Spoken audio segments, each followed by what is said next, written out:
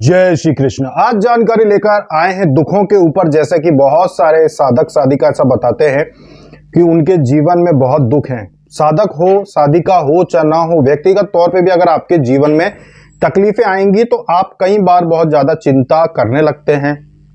आपको समझ में नहीं आता कि आपके साथ ही ये सब क्यों हो रहा है।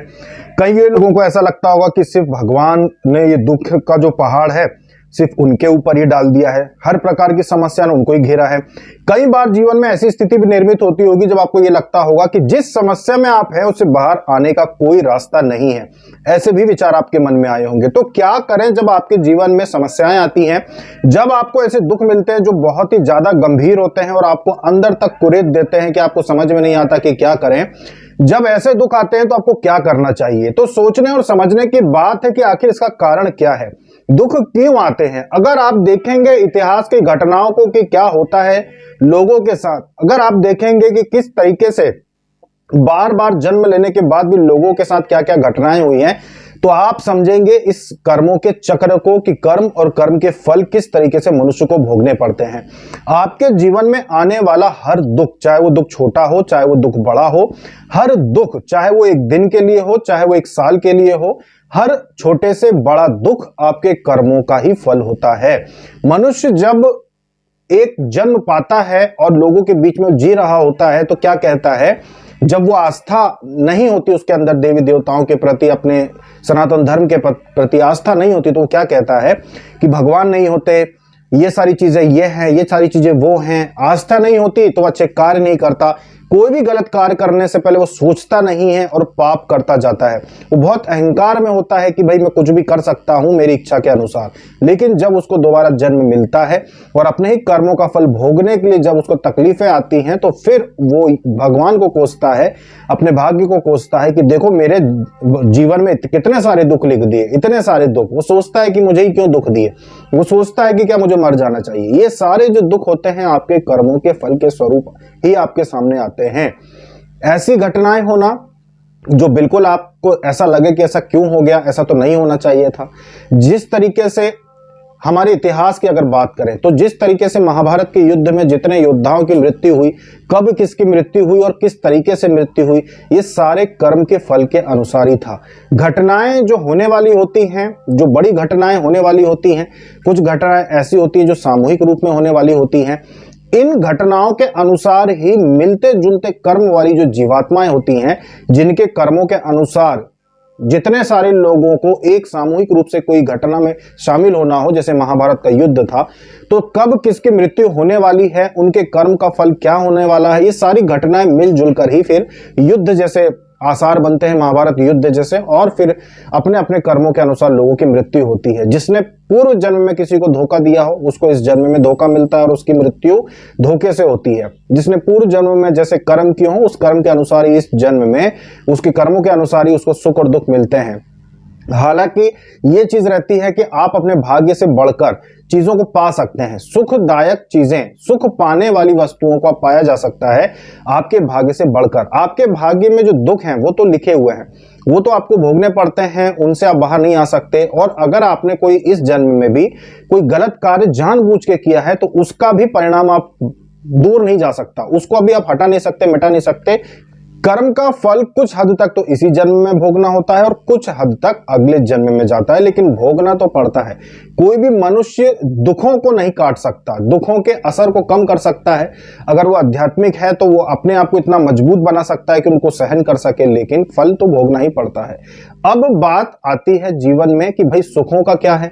सुखों का ये है कि जितना आपके भाग्य में लिखा है उतने सुख आपको मिलेंगे, उससे ज्यादा नहीं मिलेंगे, ऐसा नहीं है। सुख आपको अधिक मिल सकते हैं अगर आप अध्यात्म से जुड़े हुए व्यक्ति हैं, अगर आप साधनाएं करते हैं, अगर आप सकारात्मक सोच के साथ, अच्छे कर्मों के साथ मेहनत करके अगर आप अपने भाग्य से ज्यादा सुख चाहते हैं, वो आपको मिल सकते हैं, वो आप प्राप्त कर सकते हैं। क्योंकि ये सृष्टि का नियम है कि अगर आप मेहनत करके कुछ भी पाना चाहते हैं इस जीवन में तो वो आपको मिल सकता है। तो सुख आप अपने भाग्य से ज्यादा पा सकते हैं, लेकिन दुख आपको आपके भाग्य के अनुसार ही मिलते हैं और उनको हटाना इतना आसान नहीं होता। कुछ बड़े दुख ऐसे होते हैं जो इंसान को भोगने ही पड़ते हैं। छोटे मोटे दुख तो बहुत सारी घटनाएं ऐसी होती है जो मनुष्य टाल सकता है, भगवान से प्रार्थना करके, भगवान से क्षमा मांगकर टाल सकता है। पर बड़ी घटनाएं जैसे किसी की मृत्यु होना, कोई बड़ी दुर्घटना, कोई बड़ी चीज का खो जाना, कोई बड़ी चीजों की ऐसा दुख जो आपने सोचा ना हो कि भाई ऐसा भी हो सकता है, किसी का पूरा की पूरा व्यापार चला जाए, बर्बाद हो जाए, कोई बड़ी घटना हो जाए। तो कुछ बड़ी घटनाएं ऐसी होती हैं मनुष्य की जो वो टाल नहीं सकता, पर छोटी छोटी घटनाओं को वो टाल सकता है। अगर कोई व्यक्ति अध्यात्म के मार्ग पे चलना शुरू कर दे, अगर कोई व्यक्ति है उसको पता है कि भाई अपने भाग्य में इतनी प्रकार की तकलीफें लिखी हुई हैं, आपको कहीं से पता चली हो या फिर कुंडली में हो, और आपको पता है कि भाई ये दुख अपने को जरूर भोगने पड़ेंगे, आपको ऐसा विश्वास है कि जो आपको बताया गया है वो जरूर होगा। ऐसी स्थिति में अगर आप अध्यात्म का मार्ग थाम लेते हैं कि अब मैं अध्यात्म के मार्ग पे पूजा पाठ साधना भक्ति के मार्ग पे चलूंगा, तो कई प्रकार की घटनाएं आपकी नहीं होंगी, कई प्रकार की दुखद घटनाएं आपके जीवन से हट सकती हैं अगर आप प्रभु से अपनी गलतियों के लिए क्षमा मांगे कि पूर्व जन्मों में मैंने जो भी गलतियां की हों उनकी मुझे क्षमा प्रदान करें और मुझे उनका कष्ट इस जन्म में मत दीजिएगा। मैं हाथ जोड़ के माफी मांगता हूं, मैं अध्यात्म के मार्ग पे चलूंगा, मैं पुण्य कर्म करूंगा, अच्छे कार्य करूंगा, मेरे उन पापों की सजा मुझे मत देना। अगर इस प्रकार से आप क्षमा प्रार्थना करते हैं प्रभु से, खास करके भगवान शिव से, तो आपके जीवन में होने वाली कई प्रकार की घटनाओं को आप रोक सकते हैं इस तरीके से। दूसरे तरीके से नहीं। साधारण मनुष्य जो एक साधारण जीवन जी रहा है उसको तो हर दुख भोगना पड़ेगा, हर घटना उसके सामने आएगी जाएगी।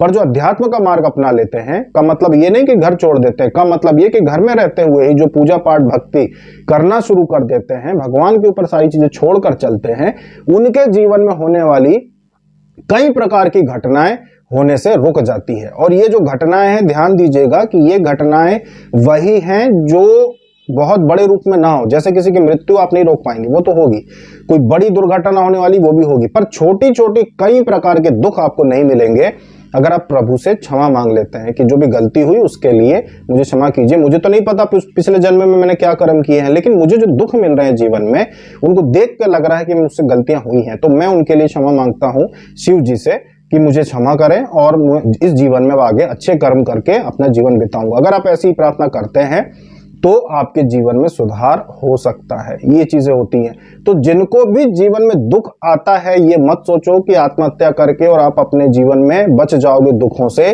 जो कर्म किए हैं उनका फल इस जन्म से भागोगे तो अगले जन्म में भोगना पड़ेगा। वही की वही घटनाएं फिर से जन्म लेंगे आप, तो आपके साथ होगी और फिर से आपको तकलीफ उठानी पड़ेगी। इससे अच्छा है कि अभी जो जीवन मिला है इसी में दुखों को भोगते हुए आगे चलिए, कष्टों को उठाते हुए आगे चलिए, जिससे कि अगले जन्म लेना ही ना पड़े।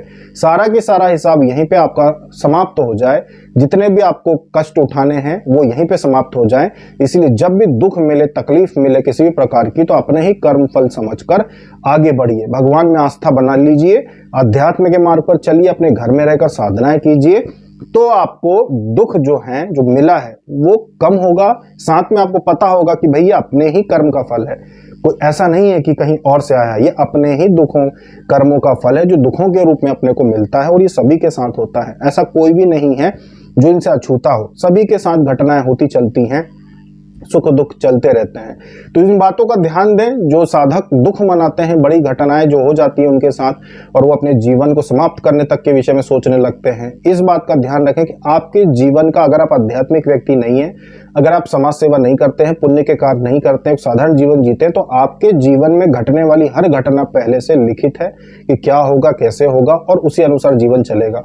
भीष्म पितामह कितने महान थे, ब्रह्मचर्य व्रत पूरे जीवन धारण किया, पूरे जीवन न्याय के मूर्ति बनकर चले, जो अपनी सौगंधें खाई थी, कस्में खाई थी, उनको उनके ऊपर चले, कभी अधर्म के मार्ग पर नहीं चले, वो अपने स्थान पे जो भी उन्होंने संकल्प लिया था उस अनुसार जीवन जिया। उसके बावजूद भी जो लिखा था भाग में कि बाणों की शैया पे उनको सोना है, तो वो उनको सोना पड़ा।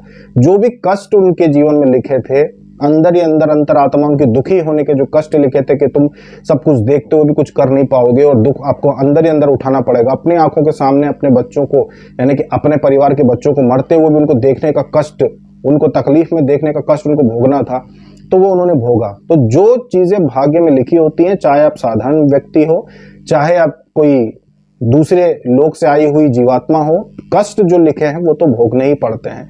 तो भक्ति के मार्ग पे चलें, बुद्धिमान होकर चलें और कष्टों को सहते चलें, जिससे कि आपको जीवन का सार पता चले कि भाई ये चीजें क्यों होती हैं, और आप दोबारा आगे से ऐसी कोई गलती ना करें जीवन में, जिसके लिए आपको ये रहे कि भाई अब अगले जन्म में भी दोबारा जन्म लेके भोगना पड़ेगा। अभी तक के लिए इतना ही। जय श्री कृष्ण।